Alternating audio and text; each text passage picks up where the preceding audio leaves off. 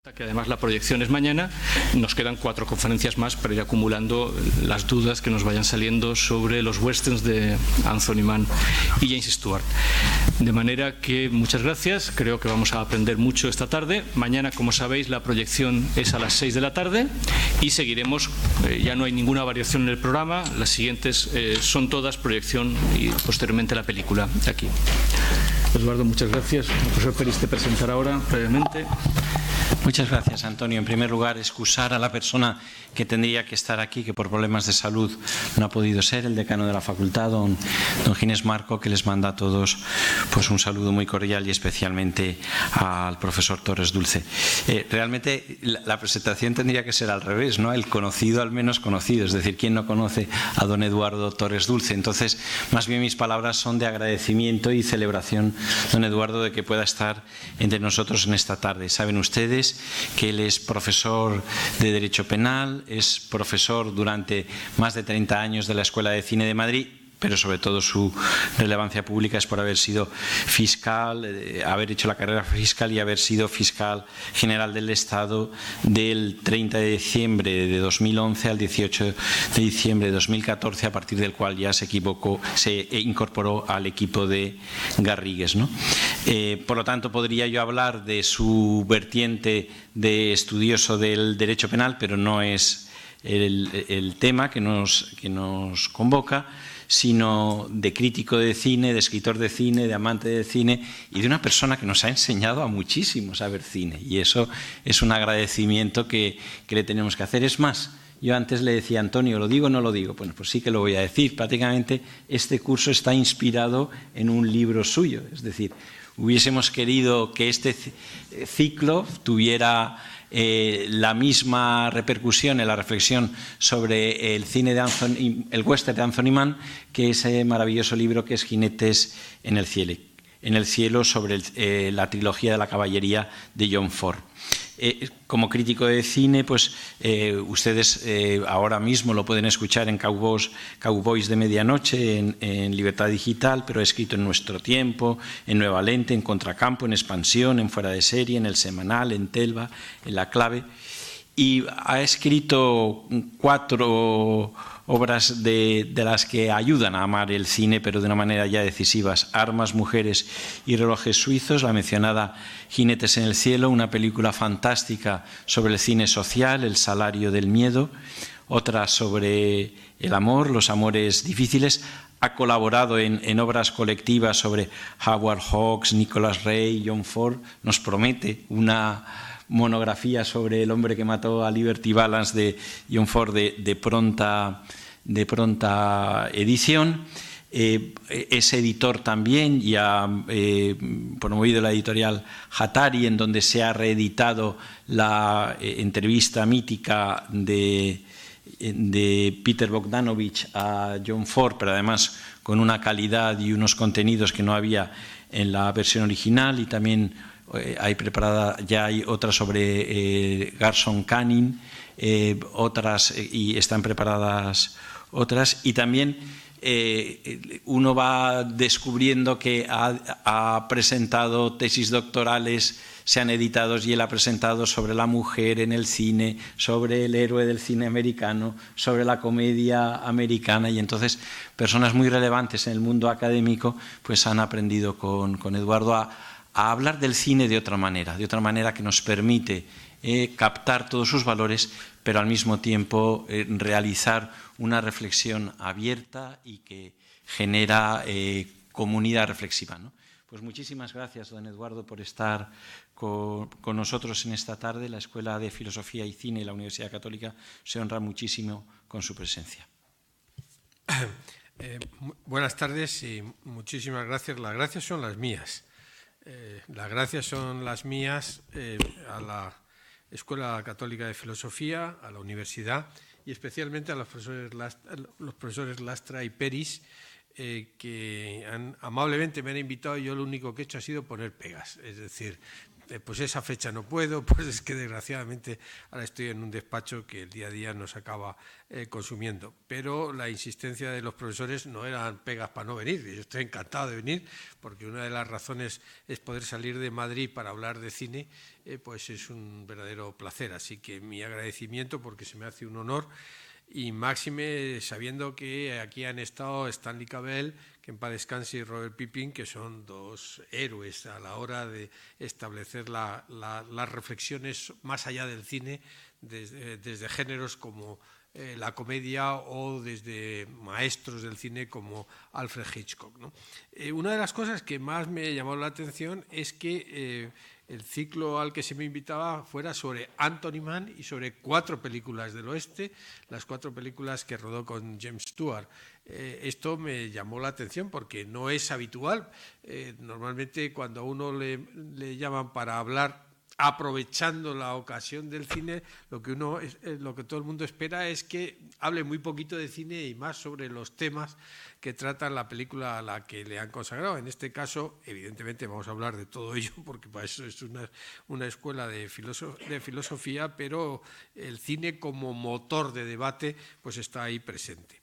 Yo, si me permiten ustedes, voy a hacerles una reflexión acerca de lo que para mí significa Anthony Mann en este contexto, en el género de lo del oeste, y después haré una disección, una reflexión acerca de lo que para mí ha significado y sigue significando una película como Bend of the River, El recodo del río, y aquí traducida como Horizontes lejanos, que para mí suponen básicamente algunas de las mejores películas de ese género tan querido generacionalmente para muchos de nosotros como son el oeste y las películas del oeste.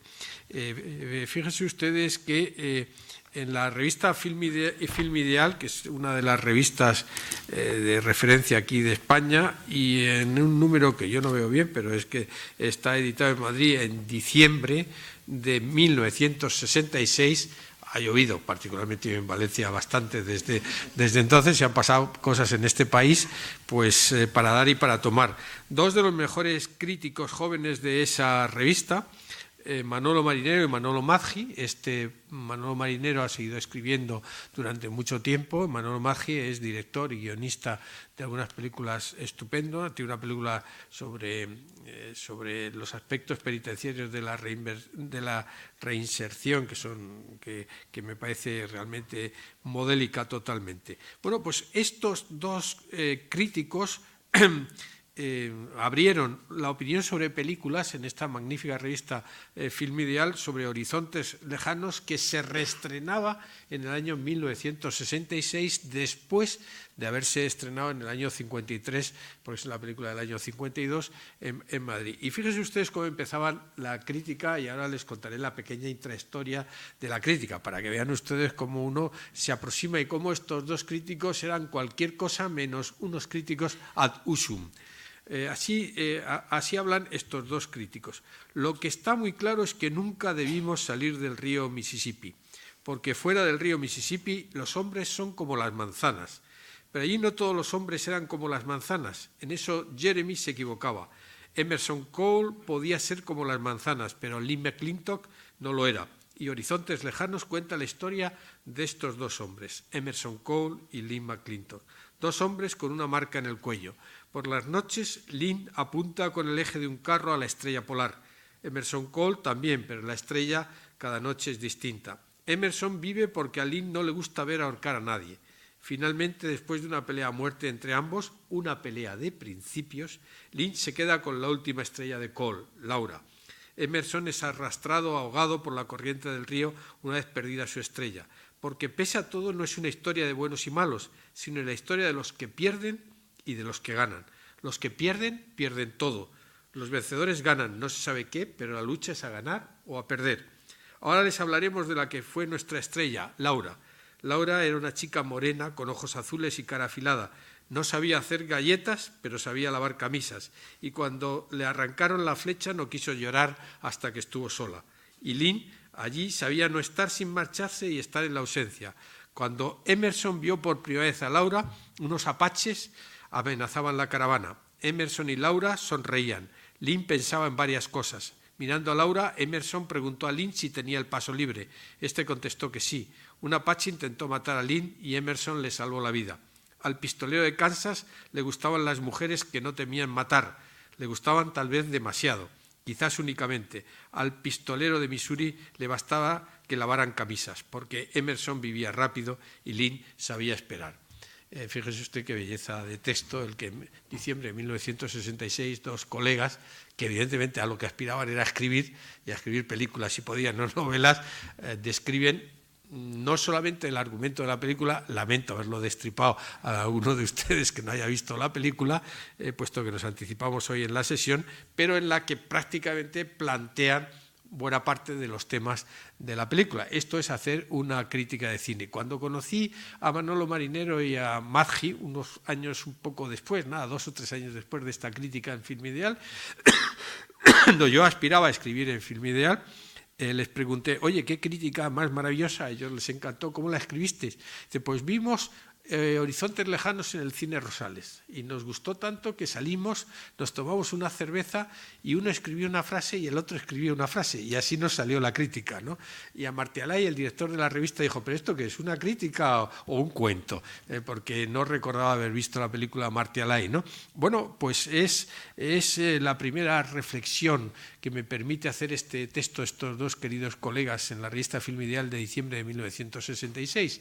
El impacto que las películas producen en las personas, el impacto que los recuerdos de las películas producen en las personas y el impacto de los recuerdos que las películas producen en las personas porque cuentan historias sobre personas, principios, ideas y valores.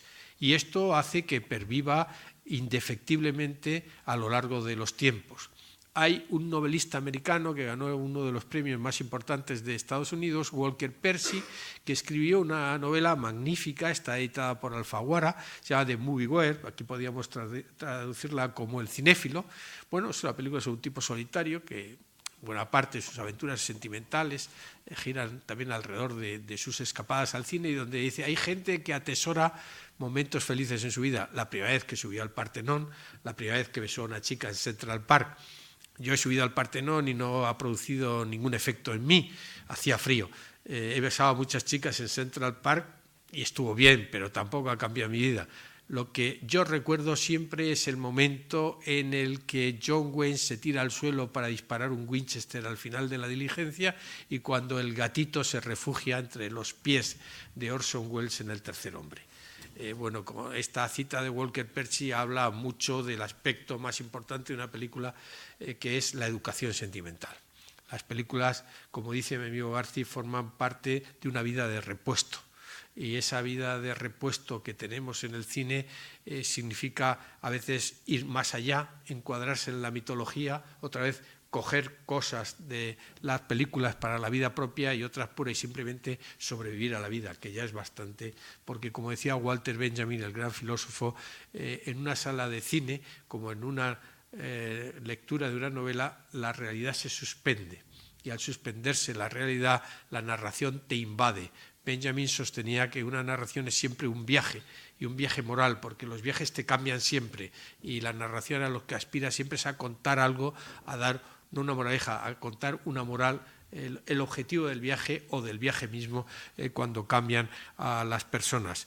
Esta es básicamente la idea. Yo recuerdo otro crítico de cine de Film Ideal y de nuestro cine, Antonio Drobe, después un personaje muy especial, un buen amigo que murió prematuramente, al que un malvado productor no le dejó rodar la que era la película de su vida, que era La ciudad de los prodigios de Eduardo Mendoza, esa película sobre esa desmembración de Cataluña, de Barcelona, durante la Semana Trágica. Bueno, pues en un momento determinado mi amigo Fernando Méndez Leite iba a rodar su primera película, luego fue primera y última, no rodó ninguna otra, El hombre de moda, aunque rodó La Argenta en televisión y programas televisivos, y me invitó al rodaje. Era una secuencia de noche, habían cerrado el pub Dickens en la calle Maldonado de Madrid, y ahí aparecía Antonio Drobe, al que le había dado un papel. Bueno, se prepara el plano, todo prepara, dice Fernando, acción. Sube por la escalera, entra en plano Antonio Drobe, hay unas chicas sentadas en una mesa que aparecían en la película y les dice lo siguiente: tuve la mejor mujer y el mejor caballo, y lo perdí en una noche de póker en el Mississippi. Se hace un silencio, Fernando Méndez Leite dice, corten, eso no está en el guión, pero caray, está muy bien, vamos a dejarlo, ¿no? Entonces, Antonio Drobe vivía en horizontes lejanos. Iba vestido de John Wayne, hablaba como John Wayne y se comportaba como John Wayne o Robert Louis Stevenson, ¿no? Y estaba convencido de que él podía escribir La isla del tesoro, ¿no? Esa capacidad del cine para invadir la vida, para invadir nuestra vida, es la que está presente en buena parte del cine clásico. Y el cine clásico implica no solamente el cine clásico de Hollywood, sino que uno cuando ve las bicicletas de la ciudad, los que tenemos una edad, lo que pensamos es en el ladrón de bicicletas, sin ningún género de dudas. Y cuando vemos a un cura que se juega la vida por mucha gente en Zambia, en El Salvador, pues estamos pensando en el cura de Roma ciudad abierta, ahora que los curas están de moda por otras razones, sin ningún género de dudas, ¿no? Y cuando vemos a una chica vender un periódico, estamos pensando en Jan Severin al final de La escapada. Pues cuando vemos y recordamos cómo eran las escuelas de nuestros años más infantiles, pensamos en los 400 golpes, ¿no? Porque es así. Y porque uno siempre piensa que una vez conoció a una chica que se parecía a Angie Dickinson, ¿no? Que no le hizo ni caso, naturalmente, ¿no?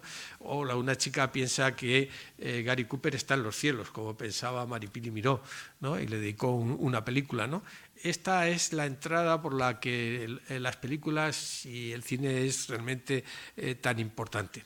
Y todo este prólogo muy deliberado que les he hecho a ustedes es pura y simplemente para decirles que Anthony Mann es precisamente un hombre integral de cine.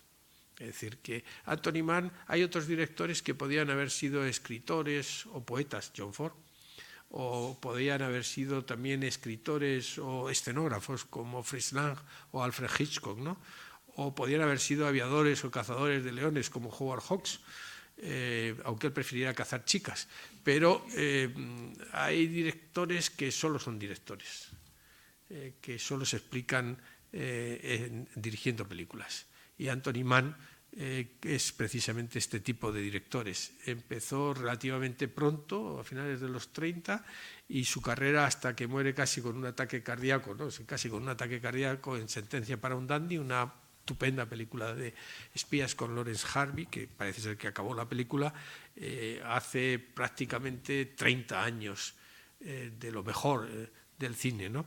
Y además Anthony Mann nos permite establecer un debate que entre los cinéfilos ha estado muy presente desde que apareció la politique des auteurs, ¿no? ¿Sabe usted? La política de los autores, la teoría en que los jóvenes turcos tan intelectuales de los Cahiers du Cinéma decidieron que si había autores de película, había autores de novelas, de poemas y de obras de teatro o de pintura, donde se reconocía el estilo y la personalidad y los temas siempre recurrentes, el cine pasaba exactamente lo mismo, y que por lo tanto había que distinguir entre tres categorías de directores y de cineastas: los autores, los artesanos y los tuercebotas, hablando en términos, o los oficinistas, por decirlo de alguna forma, ¿no? Y siempre ha habido el verdadero debate acerca de qué pasa con aquellos que, como Anthony Mann, te plantean el hecho de que es un autor o es un artesano de primera categoría. Es un tipo al que le das una mesa y te da una mesa estupenda, y no hace un pastiche de una mesa Luis XIV ni una Bauhaus, sino que cuando lo hace hay algo personal en él, pero no tiene el genio de inventar la mesa correspondiente. Yo creo que Anthony Mann durante mucho tiempo, hasta el libro de Janine Basinger y de algunos otros estudios, se le ha considerado un artesano de primera categoría, pero un artesano de primera categoría, y me parece que es injusto porque Anthony Mann es un autor, y esto lo sostenían Maggi, Marinero, la gente de Film Ideal y por supuesto Godard. Godard dijo una cosa de Anthony Mann a propósito de estas películas que rodó del oeste, 10, entre 1949 y 1959, dijo, Anthony Mann ha refundado el western, lo cual en una época en que dirigían películas John Ford, Howard Hawks, Nicholas Ray, William Wellman Bad Boy Teacher y tantos otros, es más que un elogio, es el reconocimiento. Y tenía razón Jean-Luc Godard cuando decía que Anthony Mann había redescubierto, había refundado el western, y ahora les diré las razones. Primero, es un hombre integral de cine. Segundo, es un autor más que un artesano, un autor con propia significación. Lo que sucede es que aborda sus películas con una extraordinaria modestia, una modestia que encubre talento, que encubre genio. En tercer lugar, es muy importante para estas 4 películas a las que están dedicando el ciclo la Escuela Católica de Filosofía, porque él donde hace carrera durante los años 40 es en la mejor de las escuelas posibles, que son las películas de serie B, de corto presupuesto, de géneros absolutamente diversos. Desde El reinado del terror, que se mete en la Revolución Francesa, hasta una película ecológica con thriller que es Thunder Bay en 1951-52 aproximadamente. Pero hay una película sobre una conspiración para asesinar a Kennedy que es estupenda, y magníficos thrillers de cine negro absolutamente dominados en personajes violentos, en ámbitos oscuros y en personajes femeninos fascinantes. Esta es la escuela en la que se mueve Anthony Mann hasta que le ofrecen dirigir Winchester 73, la primera de las películas que abre ese ciclo realmente importante. Y uno mira la categoría, las películas que dirige durante estas 10 películas, 10, 11 películas de western que dirige, las espolvorea con otras películas interesantísimas a lo largo de los años finales de los 40 y 50, y fíjense ustedes, rueda una de las primeras películas con Forapache que reivindica la posición de los indios americanos, La puerta del diablo. Rueda una película basada en una novela de Niven Busk, un magnífico guionista que está detrás de Duelo al Sol de Kim Vidor. En realidad, como dijo David Selznick, Duelo al Sol la hice yo, Kim Vidor solo la dirigió, dijo con cierto desprecio acerca de las tareas de dirección, dijo lo mismo de Lo que el viento se llevó, dicho sea paso, y además tenía su parte de razón, hay que reconocerlo, como son Las Furias, que es prácticamente la tragedia griega llevada a unas luchas entre rancheros y de familias de rancheros. Y después aparece ya el rosario maravilloso de películas con Winchester 73, Horizontes lejanos, que nos trae aquí esta tarde Valencia, Colorado Jim, Tierras lejanas, El hombre del Arami, La última frontera, Cazador de forajidos, El hombre del oeste. Y en estas películas se resume no solamente el pasado, sino el estado del western en los años 50 y lo que es más importante. Con El hombre del oeste abre la puerta a Duelo en la Alta Sierra, a Peckinpah, a Mayor Dandy, Grupo Salvaje, a Clint Eastwood como Sin perdón, de igual forma que La puerta del diablo abre la puerta a Bailando con lobos. Curiosamente, las 2 únicas películas que han ganado el Oscar lo han ganado cuando el western ya no existía, que son Bailando con lobos, una película pro-india, y Sin perdón, una película en la que se refunde todo el espaguete western, que yo odio nada cordialmente, no me gusta nada, y el cine de Don Siegel, pero también el cine de Anthony Mann. Hay otra película absolutamente fundacional del cambio, que es una película de cumpleaños. Es la película que le regala la Paramount a Adolf Zukor, cuando ha cumplido, creo que eran 75 años. Le dicen, Adolf, es el gran jefe de la Paramount, ¿qué quieres como regalo de cumpleaños? Y dice, un western. Y lo que es Raíces profundas. Esa película maravillosa basada en una novela, un relato corto de Jack Schaffer. Pues fíjense ustedes que un director que hace esto no es un artesano, es mucho más. Por supuesto que hay en estas 4 películas está el sello de Universal, porque esta es otra. Es que en esas 11 películas Anthony Mann trabaja para todos los estudios, trabaja Columbia, trabaja Paramount, trabaja con Universal, trabaja para Hal Wallis, que era un productor que se había peleado con Warner. Hago un paréntesis, ¿saben ustedes por qué se pelearon? Hal Wallis es el que programa, produce y enjareta Casablanca. cuando la premian como mejor película, se levanta para recoger el Oscar. Jack Warner, que era el productor jefe del estudio, le pone la zancadilla, lo tira al suelo y sale a recoger la estatuilla. Y ahí se acaban las relaciones de Hal Wallis con la Warner. Funda un estudio independiente para el que trabaja Anthony Mann y luego pasa a la Paramount, donde hará excelentes películas. ¿Y qué hay detrás de todas estas películas de Anthony Mann? En primer lugar, la construcción de personajes basados en un principio fundacional de los Estados Unidos de América, fundacional en la filosofía de los Estados Unidos de América hasta ahora mismo. Y un buen ejemplo, un mal ejemplo, pero un buen ejemplo es Donald Trump, que es la individualidad, la rabiosa individualidad.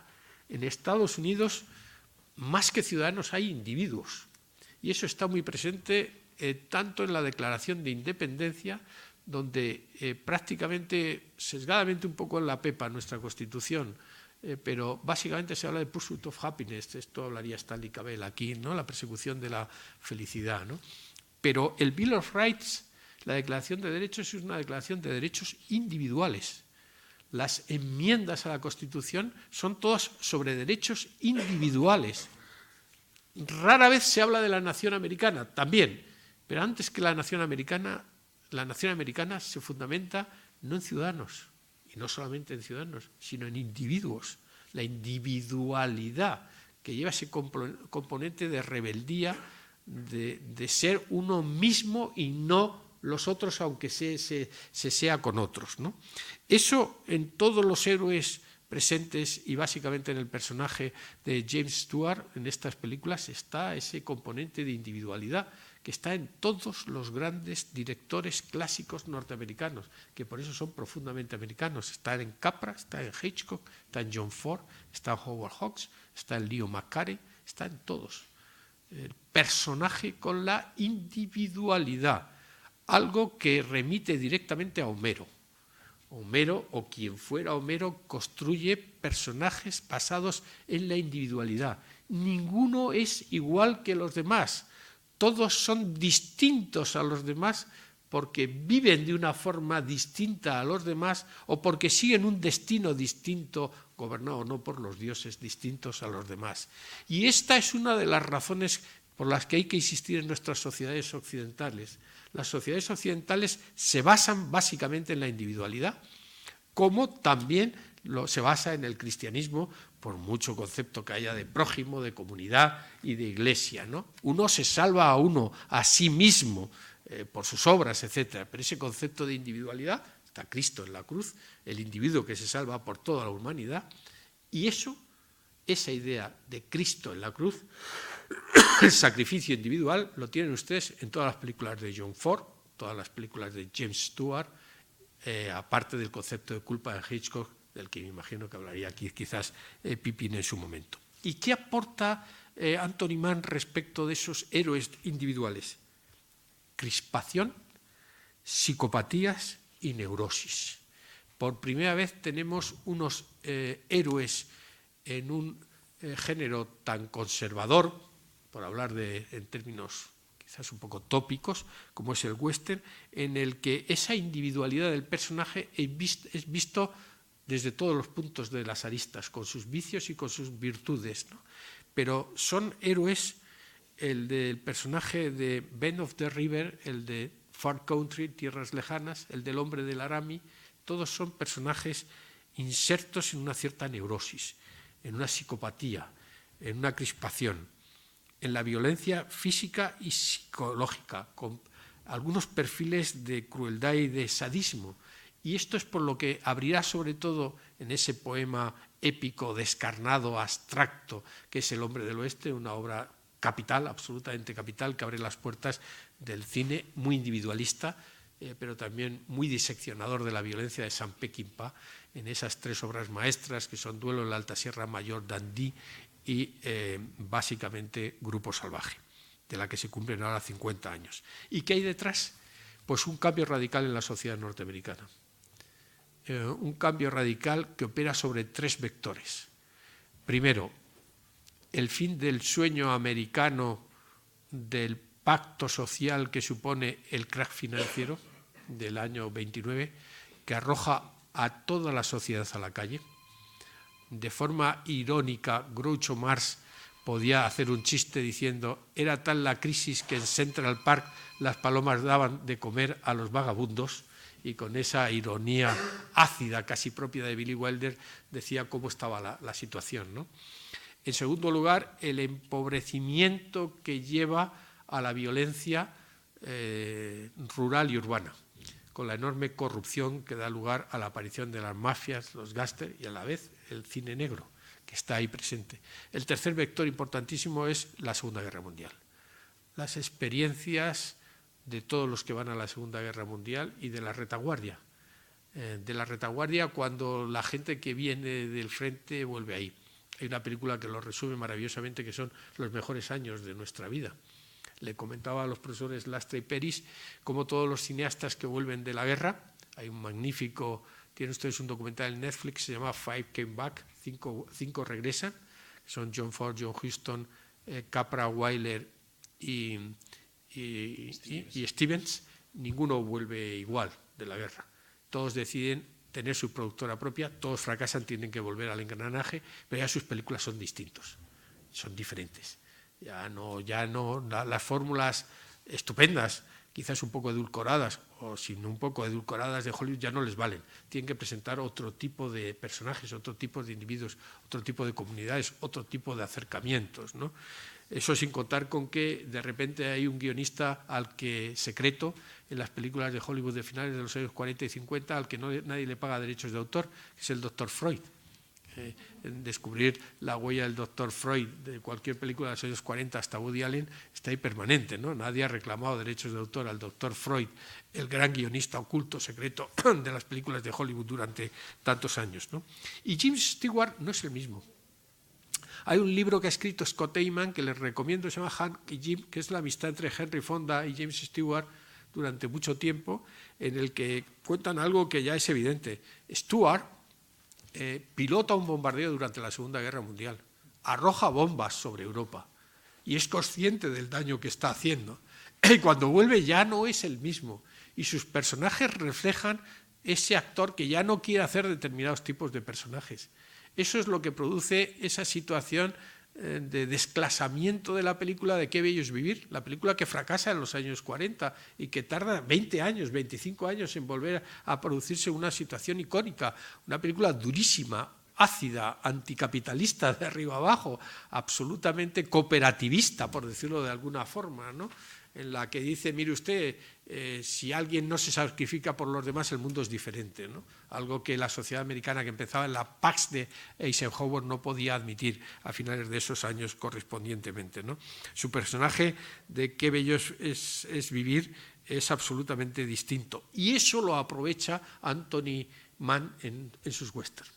Ese personaje, no hay nada más que ver el rostro, ¿no? Uno ve el rostro, hubiéramos traído aquí una fotografía de James Stewart en Historias de Filadelfia, de la que ha hablado el profesor Cabell aquí, y el rostro que tiene en las películas de Anthony Mann es otro, es absolutamente otro, ¿no? Como saben ustedes, hay una anécdota aquí en España con James Stewart, es que vino con su familia, le habían ofrecido una película a Broston, vino a hablar con Broston, entró en el Hotel Ritz, y salió el director y dijo, lo siento, le admiro mucho, Mr. Stewart, pero ya sabe usted la política del Hotel Ritz, no pueden entrar comediantes. Stewart dijo, yo no soy un comediante, no, perdóneme, es usted uno de los mayores actores de la historia del cine. Sacó el carnet y dijo, no, soy coronel de la Fuerza Aérea de los Estados Unidos. Yo creo que tengo derecho a alojarme en el Ritz, y se alojó en el Ritz, ¿no? Esa experiencia de la guerra que está ahí presente de una forma ciertamente importante, absolutamente importante, ¿no? Todo afecta a todos los directores. Hay otro ciclo que merece la pena que a lo mejor programa en la Escuela Católica, que son los 7 westerns de Bad Boy Teacher en los años 50, ¿no? En sexto lugar, estos westerns presentan, y esta película particularmente, cuando pase ahora el análisis de la película lo veremos, una idea capital en Estados Unidos que sigue todavía y está presente de forma invertida en las políticas de Trump, que es la frontera y la formación de las comunidades. En todas estas películas son comunidades que se están formando, en tierras lejanas, muy al norte, prácticamente en Alaska. Aquí la colonización de Oregón, en El hombre de Laramie las luchas ganaderas que estaban previstas en las Furias, ¿no? Sin ningún género de dudas, ¿no? En El hombre del oeste, Gary Cooper, que ha sido un pistolero, y ha tenido relaciones con una familia de pistoleros, el problema que tiene es que le roban el dinero porque él va a contratar una maestra, porque esa comunidad necesita de Bend of the River, víveres, y después de los víveres y de las plantas y del ganado se necesita, como dice aquí, construir una iglesia, eso es My Darling Clementine, Pasión de los Fuertes de John Ford, y una escuela, la formación de las comunidades, ¿no? En séptimo lugar, Anthony Mann es básico y ha sido designado en la revista esta Film Ideal como el Virgilio del western, ¿no? Porque es el primero que introduce otro factor importante en la cultura norteamericana, sobre todo en Thoreau, Ralph Waldo Emerson y otros filósofos, que es la presencia de la naturaleza. Se enfrentaron a una naturaleza exuberante, completamente cambiante, a la que había que dominar, atravesar, colonizar y dominar. Y la presencia del paisaje es un personaje más en estos westerns de Anthony Mann, ¿no? Es una naturaleza hermosa, salvaje, libre y siempre desafiante. ¿Por dónde vamos? Hay colinas de 1.500, 2.000 metros antes de atravesarlas al otro lado, ¿no?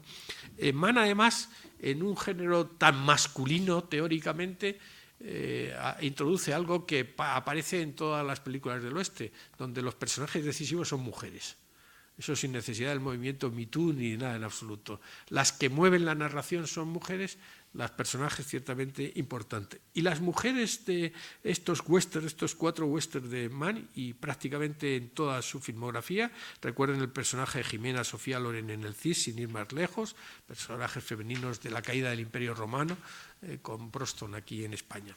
Son seres autónomos, con moral y ética propias. Vean ustedes cómo es el personaje de Laura, magníficamente interpretado por Julie Adams, nada caseras, muy femeninas, y lo son así tanto Julie Adams en esta película, Ruth Roman en Tierras Lejanas o Julie London en El hombre del oeste, ¿no? En noveno lugar, son películas magníficamente dialogadas. Es difícil no recordar líneas de diálogo como esta famosa que yo creo que decimos todo el mundo, ¿no? Nunca debimos abandonar el Mississippi, o el Mississippi. Es un lenguaje, aquí los hombres no son como las manzanas, ¿no? Es decir, está este engarce con unos diálogos magníficamente hechos, porque sus guiones están construidos con estructura, psicología de personajes, y trabaja con magníficos guionistas. Aquí con Borden Chase, que trabajó en Red River, de donde roba una línea de diálogo y una secuencia esencial, y es cuando Emerson Cole, Arthur Kennedy le aparta de la caravana. Es la misma situación de Río Rojo cuando Montgomery Clift aparta a John Wayne, y John Wayne dice las mismas palabras que dice aquí James Stewart: te acordarás, soñarás conmigo, cuando enciendas una fogata mirarás hacia atrás para ver si yo te persigo. Borden Chase, que es el autor en parte del guión y desde luego de la novela en la que se llama Red River, entra a saco y se roba a sí mismo, no se plagia, se roba a sí mismo para construir esas magníficas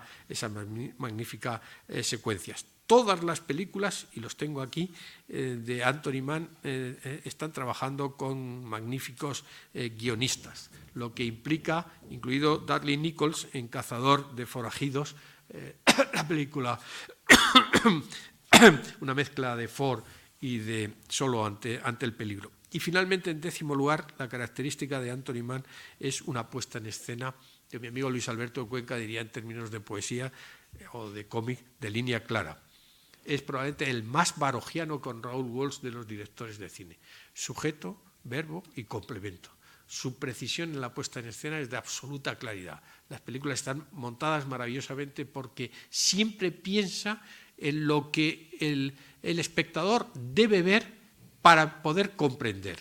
Ver para poder comprender es la base del cine clásico americano y de la puesta en escena de Anthony Mann.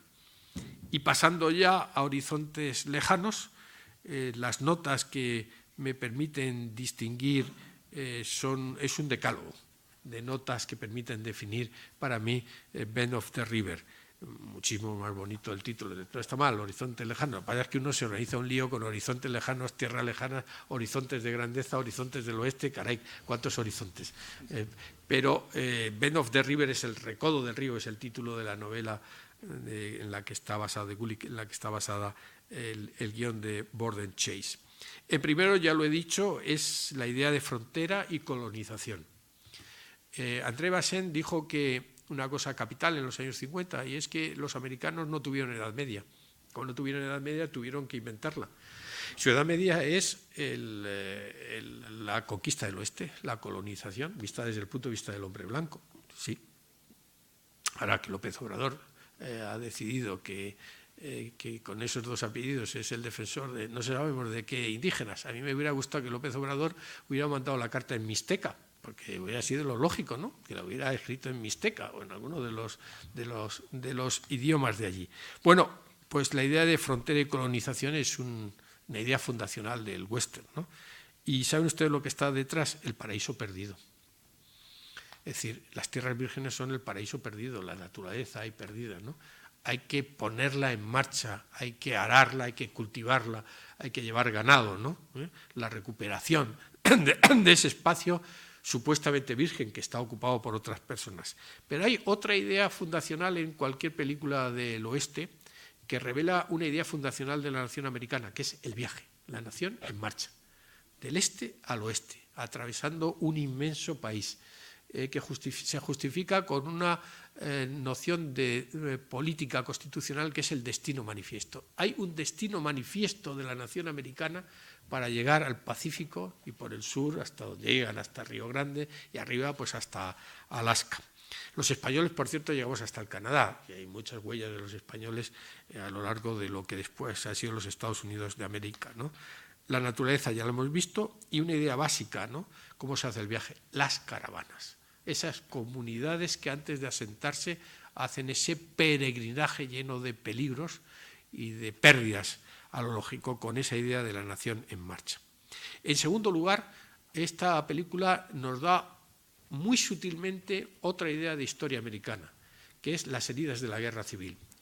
Tanto Emerson Cole como Glyn McClintock, Arthur Kennedy y James Stewart son dos pistoleros, dos forajidos, dos asesinos que han operado en dos fronteras, la de Kansas y la de Missouri, y son dos fronteras que tienen que ver con la guerra civil, con las patrullas de Quantrill, los guerrilleros que quedaron desajustados de uno y de otro bando, básicamente del sur, en esos territorios que no eran ni norte ni sur. Esa idea de las heridas de la guerra civil, de la frontera en sí mismo, de la violencia de la frontera, está ahí presente, Kansas y Missouri. En tercer lugar, aparece otra de las ideas fundacionales del oeste, y es que nunca debimos abandonar el Mississippi, dice el capitán Jeremy, ¿no?, a su fiel marinero. Pero aquí hay un ejemplo básico, brutal, que es la corrupción del capital. Las películas del oeste son muy populistas, están muy en contra de los grandes ganaderos que quieren aprovecharse de los espacios, en contra de los farmers, de los granjeros, ¿no?, de las comunidades dominadas por los violentos, por las bandas de criminales. Pero aquí la ciudad a la que llegan esta caravana de pioneros es una ciudad solidaria. Les ofrecen un baile, les dan de comer, cuidan a sus chicas heridas, pero al poco tiempo es una ciudad insolidaria, en la que el precio de los alimentos llegan fundamentalmente a unos precios exorbitantes, ¿no?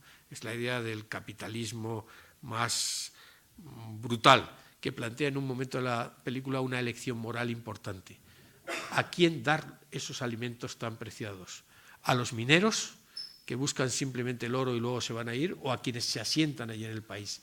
Y eso es lo que motiva la elección moral final de McClintock y la que deja la falta de moral, o una moral accidental, una moral relativista, una moral capitalista de toma lo tuyo, toma el dinero y corre, de Emerson Cole, ¿no?, el hombre que cada día buscaba una estrella diferente, no como la idea de la estrella polar colocando siempre el carro que hace el personaje de Glyn McClintock todas las noches para saber hacia dónde hay que ir.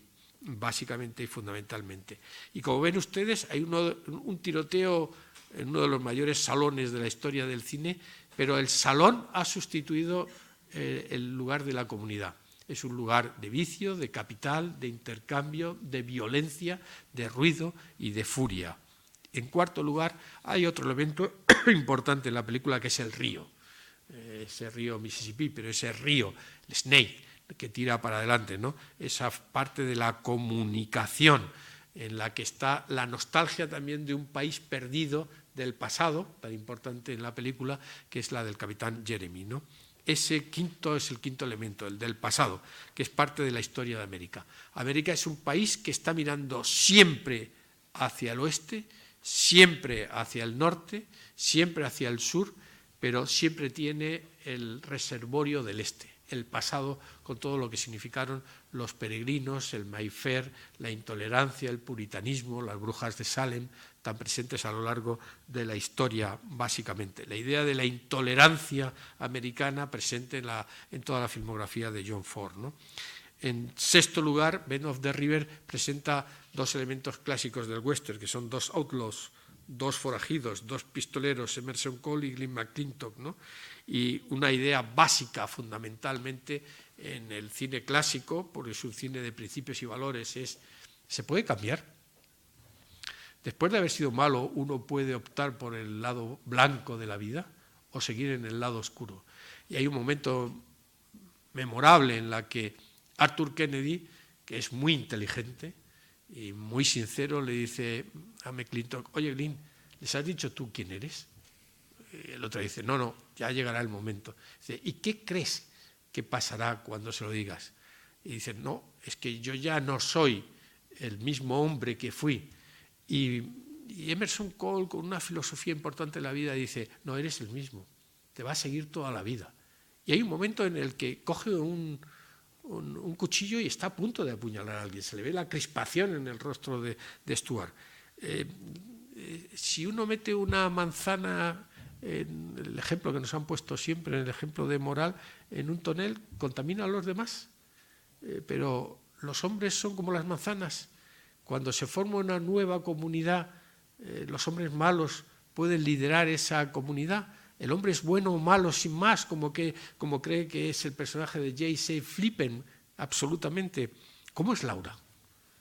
¿Laura es buena, es mala, es avariciosa, es lasciva, es buena chica? ¿Qué es lo que es? ¿Por qué no se decide Glyn McClintock a decir: sí, es mi chica, cuando le dice Emerson Cole: oye, ¿es tu chica? Yo te lo pregunté, ¿no? ¿Es tu chica? Ese incierto futuro de la colonización que hay que hacer con los mimbres con los que hay que hacer. De una forma muy cínica, el general Prim decía: las revoluciones no se hacen con canónigos, hablando de los métodos que a veces hay que hacer para cambiar las cosas, ¿no?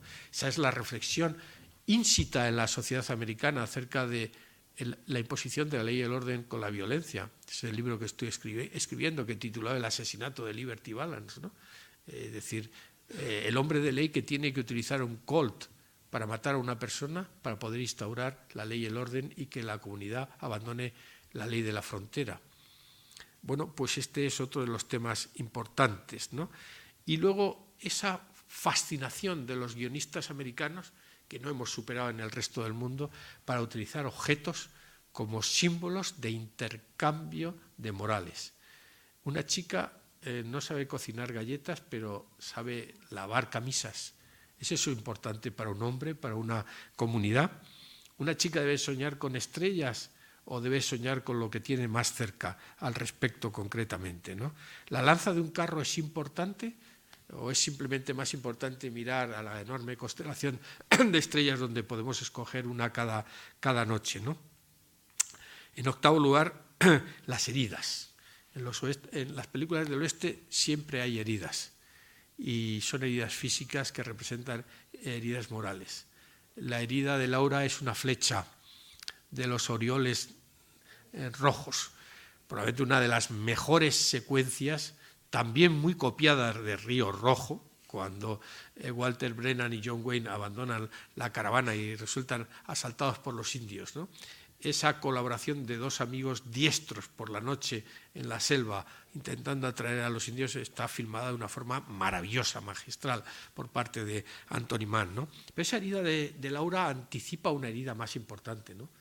Esa chica que, si no aparece Glenn McClintock, habría seguido a Emerson Cole en su carácter errante a lo largo del oro de la costa oeste de Estados Unidos, ¿no?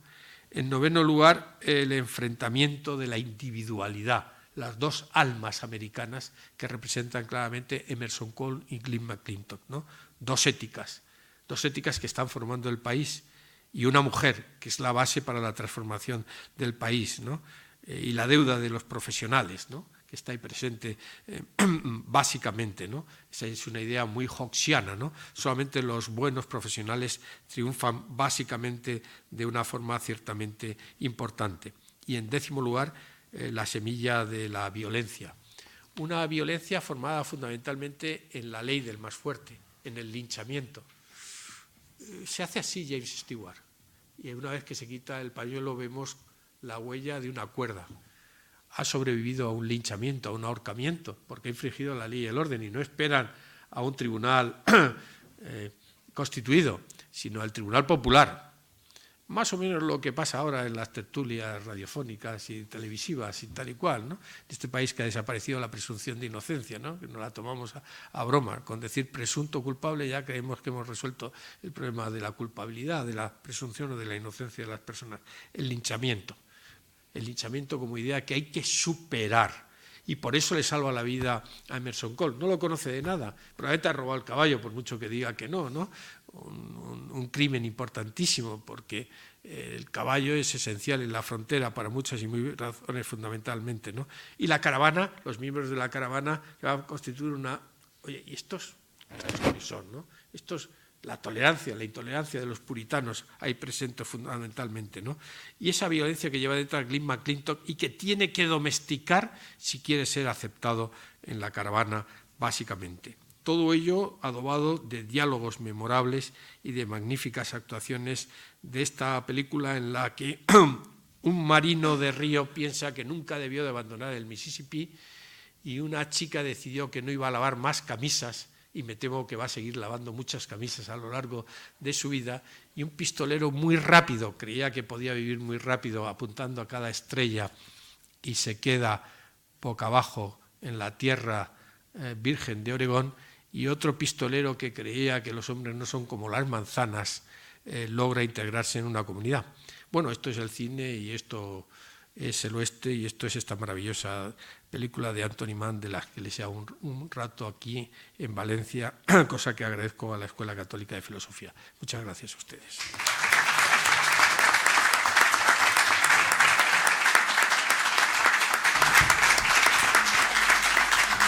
Muchísimas gracias. Tenemos un cuarto de hora. Un cuarto de hora. Brevedad para que todo el mundo pueda decir algo. O lo acumulamos para más adelante.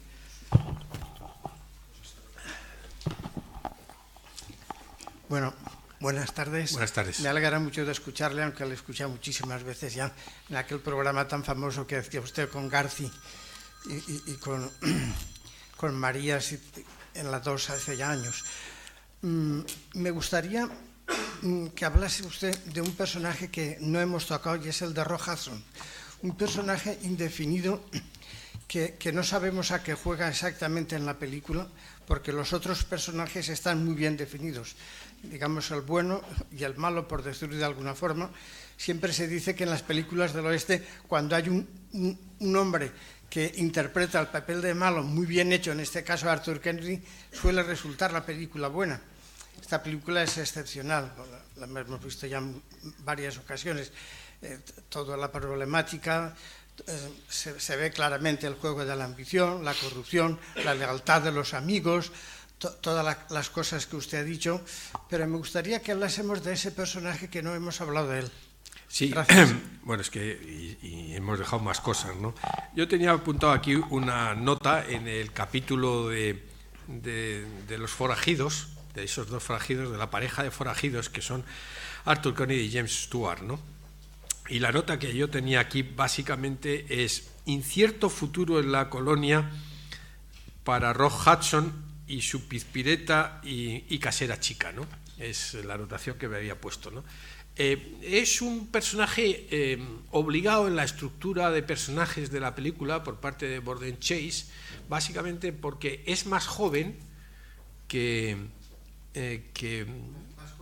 Arthur Kennedy y James Stewart, no tiene una historia detrás, representa otro de los aspectos del oeste, el jugador de ventaja, el jugador que de alguna forma va de pueblo en pueblo persiguiendo exclusivamente el dinero. Es un nómada, no se va a sentar nunca en absoluto. Es un tipo que tiene que tomar una decisión y todas las decisiones que toma son generalmente en favor básicamente y fundamentalmente de la lealtad. Él está trabajando con Arthur Kennedy y si Arthur Kennedy toma una decisión, él sigue a Arthur Kennedy. Lo que pasa es que cuando hay que decidir, que es el aspecto moral, qué hacer con los víveres, llevarlos a la colonia o a los mineros, él decide fundamentalmente seguir con Arthur Kennedy, pero solo cuando Arthur Kennedy revela el aspecto absolutamente oscuro y no simplemente juvenil, simpático, etcétera, Rock Hudson tiene que tomar una decisión y en este caso pasa al lado de McClintock. Yo creo que no se va a quedar mucho tiempo en la colonización. ¿No se define o ir a favor de Arthur Kennedy o de James Stewart? Es que es un personaje que no es él no tiene la experiencia terrible, espeluznante de la frontera. Es un tipo mucho más joven y es un tipo que lo que quiere es pasarlo bien, ganar dinero, vivir rápido y ya veremos de cara al futuro, vivir en el día a día, ¿no? Eso representa una moral muy cercana a la de a la de Emerson Cole, de Arthur Kennedy, y muy alejada en principio de la de McClintock. Lo que pasa es que revela al final que no posee la empatía por la crueldad que tiene Kennedy, ¿no? Y finalmente o sea, el plano final con la chica, pues yo creo que Rock Hudson difícilmente se va a quedar en la colonia. Sí, estaba. Sí, bueno, en primer lugar, muchas gracias por la charla, me ha parecido muy estimulante y muy bonita. Pero sí que quería hacer un comentario a modo de réplica amable de alguna manera, como reivindicando que en referencia al comentario que ha hecho al respecto de la individualidad o el individualismo americano, creo que hay al menos dos tipos, en el sentido de que no creo que la consecuencia necesaria de los ideales que defendieron los padres fundadores o de la idea de América sea Donald Trump. No, yo no lo he dicho que una forma extrema y perversa de esa individualidad, como otros que ha habido a lo largo de la historia, es Donald Trump, ¿no? Claro. Sí, quería aprovechar, de hecho, un comentario que he hecho sobre la película para ilustrar lo que de alguna forma quiero decir. Ya le digo amablemente, no es una réplica. Por favor, sí. Para eso están los debates, ¿no? Perfecto. Sí, creo que el personaje de Emerson Cole y el personaje de Lynn McClinton representan los dos tipos de individualidad que quiero ilustrar, y de alguna forma creo que la individualidad de Lynn McClinton es más filosófica que homérica, en el sentido de que lo que hay en Homero, en cierto sentido, o en algunos héroes homéricos como Agamenón, hay una afirmación absoluta de la individualidad que se convierte en tiránica. Pero creo que la individualidad filosófica que representa a Lynn McClinton es la filosófica, y creo que su representación más clara es Sócrates, que lo que hizo fue afirmar absolutamente su individualidad, pero sin salir de la ciudad y con el propósito, en última instancia, de evitar la tiranía, ¿no? De evitar la otra mala individualidad. Creo que esto se ilustra perfectamente en el final de la película, ¿no? En el que en la lucha en el río pierde Emerson Cole, porque me gusta pensar, y lo comentaba antes con mi compañera, no está preparado para el bautismo. Es decir, creo que la figura del río es como el hilo que recorre la película, ¿no? Y creo que la referencia clara es el bautismo en el Jordán, ¿no?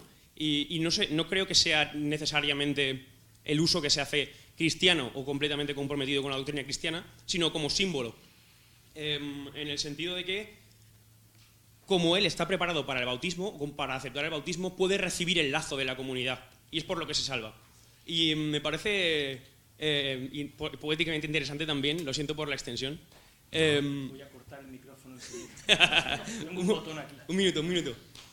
Que se llame Emerson Cole, el que se supone que tiene una individualidad tan afirmativa que no puede compatibilizarse con la comunidad. Y quiero pensar que es por el autor americano, Emerson, que es el padre del pensamiento norteamericano, Ralph Waldo Emerson, sí, al que también ha hecho referencia.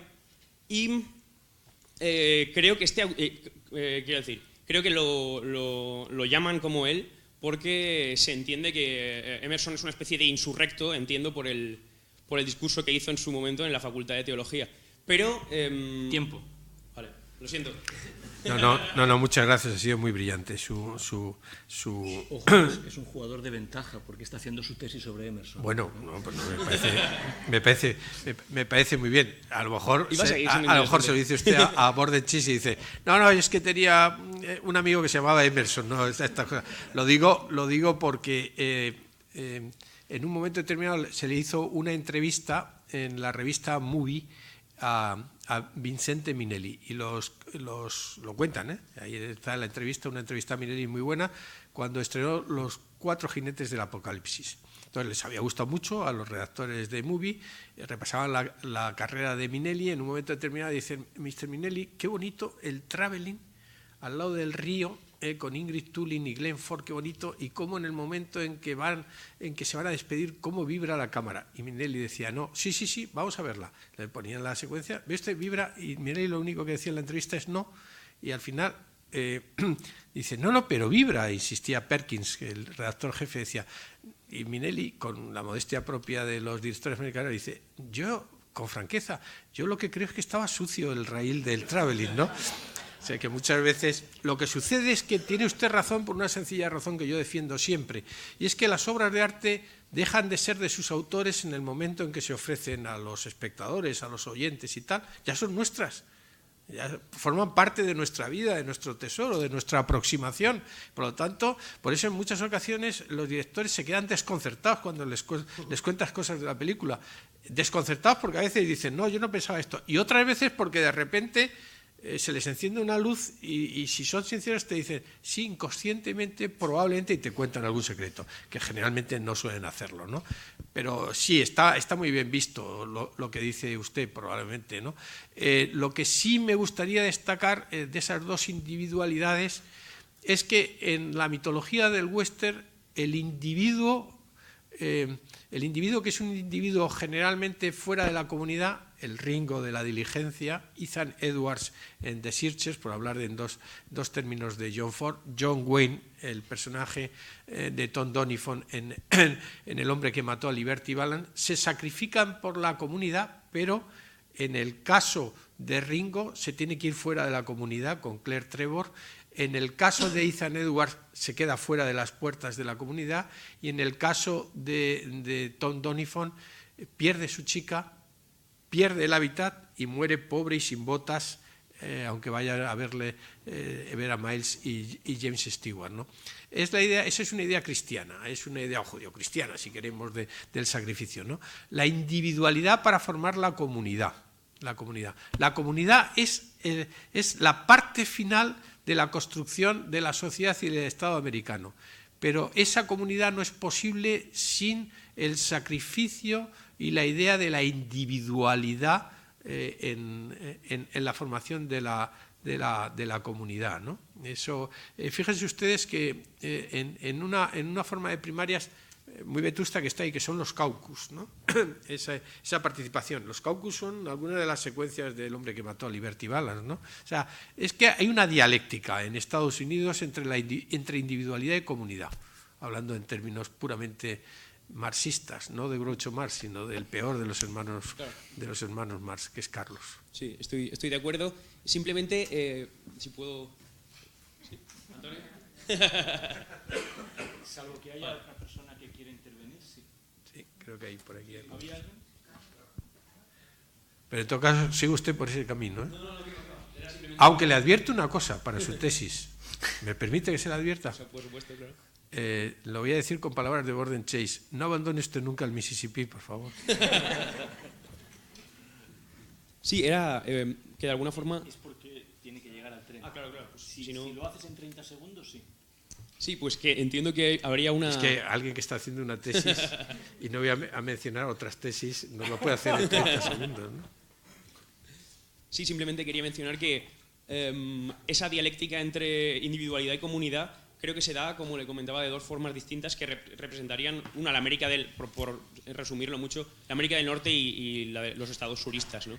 Y la de América del Norte sí que afirmaría la individualidad, pero como el personaje, o sea, como la figura de Lincoln, que no puede ser más representativa como gobernador o presidente de los Estados Unidos, diría la Unión es anterior a la Constitución, ¿no? Hay una tensión, pero estructural para la comunidad, no hay un enfrentamiento. Sí, ya sabe usted, el texto fundacional de Estados Unidos es we the people, ¿no? Nosotros, la gente, los ciudadanos, no el pueblo, ¿no? Los ciudadanos, hay que traducirlo más así, ¿no? en esa idea. Yo creo que eso está presente en toda la cultura norteamericana, ¿no? Está ahí presente, ¿no? Lo interesante es lo que vino después, el camino que habla Anthony Mann, ¿no? Es decir, la comunidad de los profesionales de Hawks, a Hawks le sacaba de quicio solo ante el peligro. Dice, hombre, un profesional al que le paga y tiene que ir llorando de puerta en puerta a su mujer para que le ayude. ¿Qué es esto? Se le paga para que dé la cara y muera si es necesario, ¿no? Y por eso hace Río Bravo y El Dorado, ¿no?